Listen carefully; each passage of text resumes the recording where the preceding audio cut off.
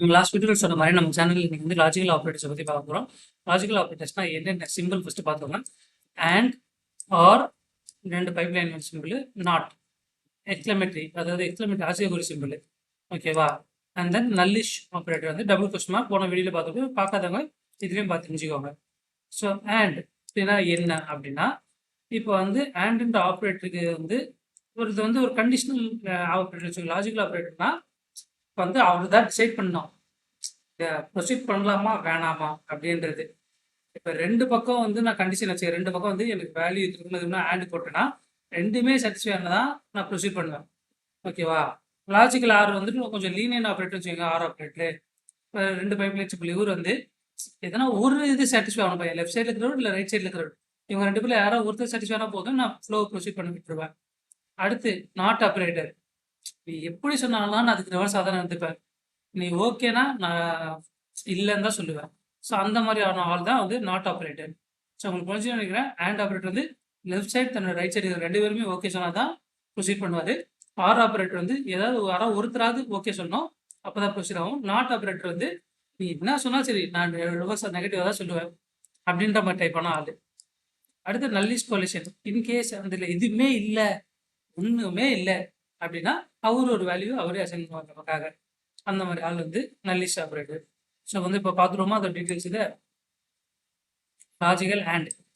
இப்போ என்ன கொடுத்தாங்க, ரெண்டு வேரியபிள் கொடுத்துருக்காங்க, கான்ஸ்டன்டாக கண்டெய்னர் வேரியபிள் ஏ, இதெல்லாம் நம்ம வந்து முன்னாடியே வேரியபிள்ஸ் டெக்ளேர் பண்ணிப்போம்.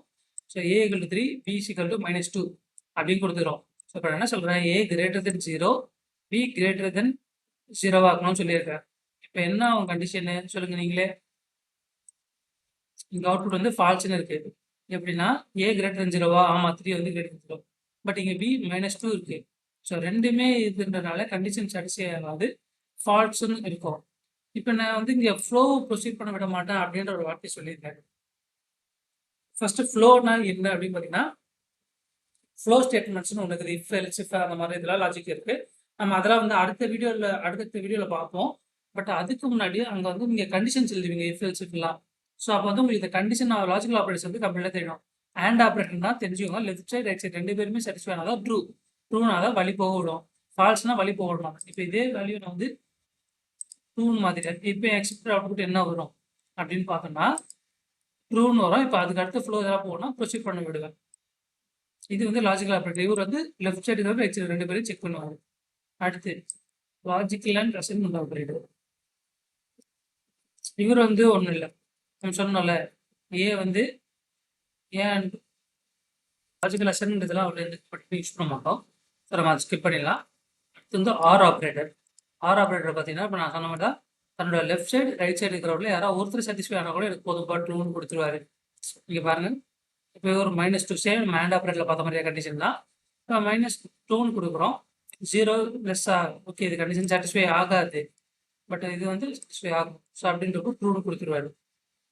அடுத்து வந்து நாட் ஆப்ரேட். இப்போ இதே இவருக்கு வந்து நான் வந்து இவரையும் மைனஸ் இந்த ஓகேவா, இப்போ இவங்க ரெண்டு பேருமே சாட்டிஸ்ஃபை ஆகும். அப்போ என்ன ஆகும்னா எனக்கு ஃபால்ஸ் ஆகிடும்.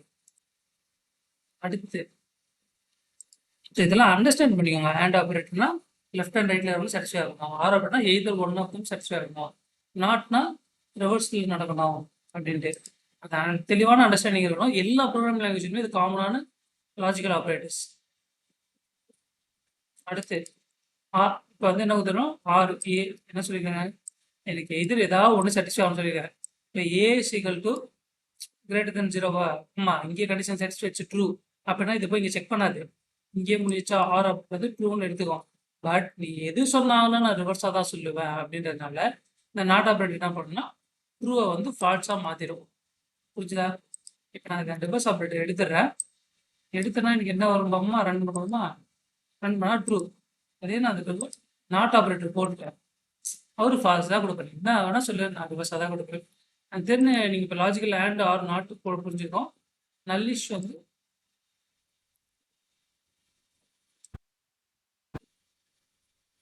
நல்லிஷ் ஆப்ரேட்டர் வந்து இப்போ ஒரு வேல்யூக்கு ஒரு வேரியபிள் ஒரு வேல்யூ அசைன் பண்ணிட்டீங்க, அது இன்கேஸ் நல்லா இருக்கான்னு பார்ப்போம்.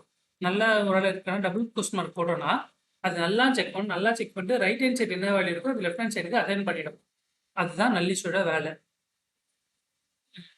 இப்போ இங்கே ஜீரோன்றது நல் கிடையாது. ஸோ அப்போ வந்து இது அசைன் பண்ணாது, ஜீரோ தான் பிரிண்ட் ஆகும். பட் இங்கே நல் இருக்குது. இது வந்து டிஃபால்ட் ஸ்ட்ரிங் இதாகும். ஸோ நீங்கள் ஏதாவது சேஞ்ச் பண்ணி பார்க்குறதா வேல்யூஸ் சேஞ்ச் பண்ணி கூட பாருங்கள், உங்களுக்கு ஈஸியாக அண்டர்ஸ்டாண்டிங் ஆகும்.